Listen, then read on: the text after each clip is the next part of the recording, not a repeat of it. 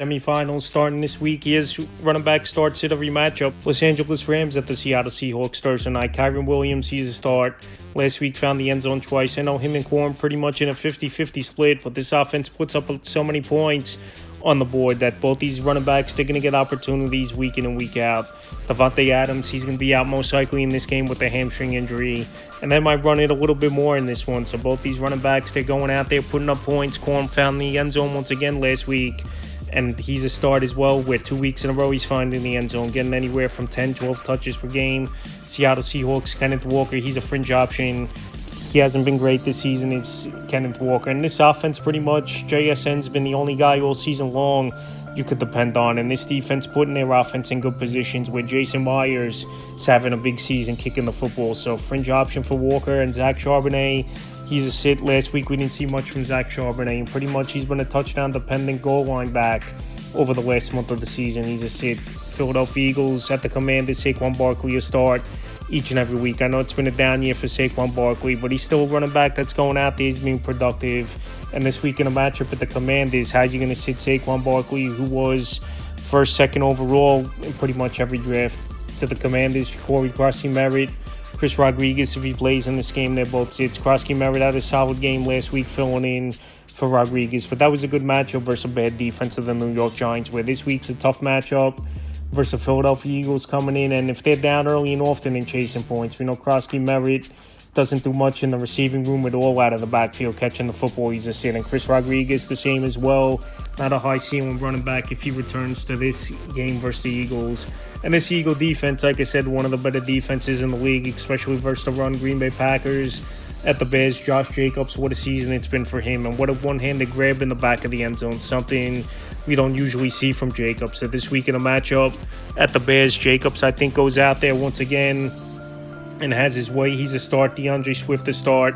Last week it was a big game for DeAndre Swift on the ground, separating him and Kyle Monangai a little bit in the backfield. But it was always Swift's backfield, like I said, for majority of the touches, even though he did get vultured at times at the goal line. But this week with the Packers coming in, a team he's very familiar with, he's a starter. Kyle Monangai is sit. Monangai's definitely had some good games this season in his rookie year. Maybe next season he'll have more fantasy appeal, depending what happens with Swift. But this week versus the Green Bay Packers, and also his work went down a little bit in last week's game, he's a sit. It was Chargers at the Dallas Cowboys. Amari and Hampton, I restart in this game. I think he's the better of the two backs between him and Kamini Vidal, but another 50-50 situation with Vidal obviously filling in for Hampton over the last 2 months, played his way into a role in this offense. But Hampton, I think, is the more upside, like I said, and also a back who's going to get most likely those goal line touches. So he would be a start at a Cowboy defense that's having a horrible season, obviously. Kamini Vidal, a fringe option. Like I said, it's a split 50-50 in the backfield for this Los Angeles Chargers team. And Vidal, we know he's good out of the backfield catching the football. And this is a good matchup versus the Dallas Cowboys, where they're giving up tons of points. He's a fringe option. Javonte Williams to start. Last week, another nice game it was for Javonte Williams, and he's been a great signing on a one-year deal for this Dallas Cowboy team. So this week with the Chargers coming in and their middle-of-the-pack run defense, Javonte, you pencil him in anyway weekly as a start. Minnesota Vikings at the Giants, Aaron Jones, he's a start in this one. Aaron Jones last week showed some decent runs, had a couple good catches out of the backfield, and also Jordan Mason really hasn't done much to take the job for Aaron Jones, so he's a start. Jordan Mason a sit. He's pretty much been a touchdown-dependent running back, and even in a good matchup this week at the New York Giants, he's not a running back I could trust.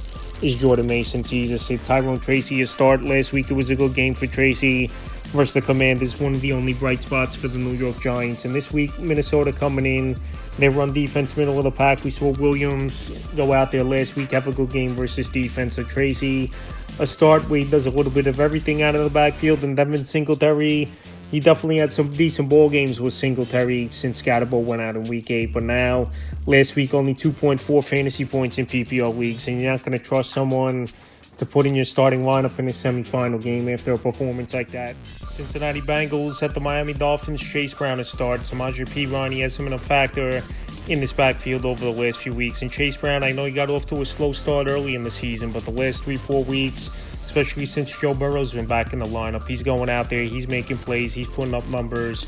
In this week in a good matchup with the Miami Dolphins, where we saw Kenneth Gainwell go for a big game versus them. He's an easy start. Devon Achane, he's a start in this one. One of the best running backs in all fantasy football.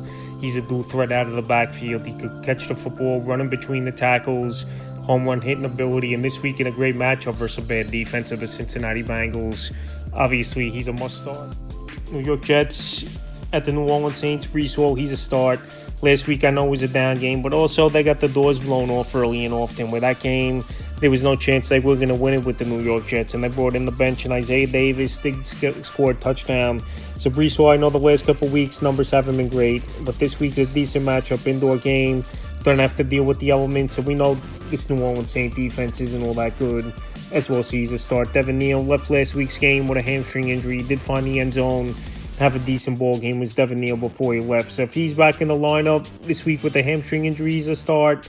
And if not, they're going to go to Audric Estime in the backfield. And maybe Taysom Hill is a gadget guy, is going to get some touches. So if Neal's back, he's a start. He's been playing good football since Kamara went out with injury. And Audric Estime, he'd be a fringe option for me in this one, is Estime. We know he's a big physical running back. We know he had some opportunity with the Broncos last season. But this week, even versus a bad defense of the New York Jets, who fired their defensive coordinator, Steve Wilks, he's a fringe option. Tampa Bay Buccaneers at the Carolina Panthers. Bucky Irvin, he's a start. I know last week was a bad game for Bucky Irvin, but 2 out of 3 games since he returned to the lineup, he put up big numbers. And now with pretty much an extra 2 or 3 days of rest, playing last Thursday night, I think this Buck team is going to be refreshed, and Irvin's going to be a good part of it coming out and making a statement. Rashad White is it. He's nothing more than a change of pace back and a back who's going to catch a couple passes here and there. But this is Bucky Irvin's backfield, so White's a sit. Now to the Panthers. Rico Dotto, he's a start in this one. Rico Dotto found the end zone last week. Still the back I prefer between him and Chuba Hubbard in the backfield in this committee. So Rico Dotto, like I said, he's a solid running back, having a good season. The coaching staff likes him a lot. And this week versus Tampa Bay, he'll find some running lanes. He's a start, and Chuba Hubbard fringe option. You just don't know weekly the workload it's going to be for Chuba Hubbard. It's not like a Kyren Williams, Blake Corum situation where pretty much these guys are within a touch of each other to 3 touches per ball game. So this week, Chuba Hubbard, to me, he's a fringe option. Like I said, his role isn't 100% defined. And there's games where we only seen him touch the football 5-6 times. Buffalo Bills at the Cleveland Browns. James Cook, he's a start each and every week. Last week, a monster game, leading the comeback in New England with 3 touchdowns. And this week in a matchup at Cleveland, he's an easy start. Quinshon Judkins, a fringe option. The only reason he's a fringe to me is Quinshon Judkins, because it's an alright matchup, and also Dylan Sampson, he's not really a threat in the backfield to take his work. So he's getting about 15-20 touches per game as Quinshon Judkins. I know this week ain't a great matchup, including the way the game script might go, where Judkins ain't a passing downs back and catching the football out of the backfield, but still Judkins is a guy I think you still could put out there, and he can help a little bit this week. Vegas Raiders at the Houston Texans. Ashton Jeanty, his rookie season's been up and down. In the last couple weeks, it's been down for him, and this week, versus one of the best, if not the best defenses in all the league. I can't trust Ashton Jeanty 100%. So this week is a fringe option. Woody Marks to start if he plays. He accordingly could have came back into the game last week, but they were taking it careful with him. And also they were up a big lead versus the Arizona Cardinals. No reason to push it in that one. So I think Woody Marks has a decent chance of playing in this game. Like I said, they said he was fine, and he would have came back in if they wanted him to. And Jamar Jordan would be the starting running back, I assume, if obviously Woody Marks is out. With Nick Chubb's not 100%, we don't know if he's going to play in this week's game, and also had no production this season. And Doria Gumawale is a special teams guy and also a goal line back. So like I said, Jordan, he might get an opportunity this week if Marks can't give it a go, and he will be a fringe option. Atlanta Falcons at the Cardinals. Bijan, pencil him in each and every week as a start. The only concerning thing, looks like it's been a pattern for Bijan at times. One good game, one bad game, but this week it's a great matchup at the Arizona Cardinals. He's a start. Michael Carter, a fringe option. It looks like he's going to be the man in the backfield once again. Bam Knight, he has a serious ankle sprain where he got carted off in last week's game. And now we don't know when he's going to come back. And Trey Benson, we know, is out for the season with James Conner as well. So like I said, Bam Knight, he's going to be out in week 15. And after that, we'll see. So Michael Carter could do a little bit of everything. And he's a veteran back, so he's a fringe option. And Amari DiMercato, he came back in last week's game. He barely saw the field at all, so he's a sit. Kansas City Chiefs At the Tennessee Titans, Kareem Hunt, he's a start. He's been a good piece for this Kansas City Chiefs team this season, where obviously they're 6-8 and not making the playoffs. But Hunt in a good matchup at the Titans. He's a start. And Isaiah Pacheco, we haven't seen much from him all season long. He's not obviously in the future plans, but he's a free agent after the season. And like I said, for a guy like Kareem Hunt to come in and take over, well, last season he was on the couch in the first half of the year pretty much. And now the last 2 seasons, outplay Pacheco, he really don't have value. He's a sit. Tony Pollard, a fringe option, 2 big games in a row it's been for Tony Pollard, where he didn't do much for all season long.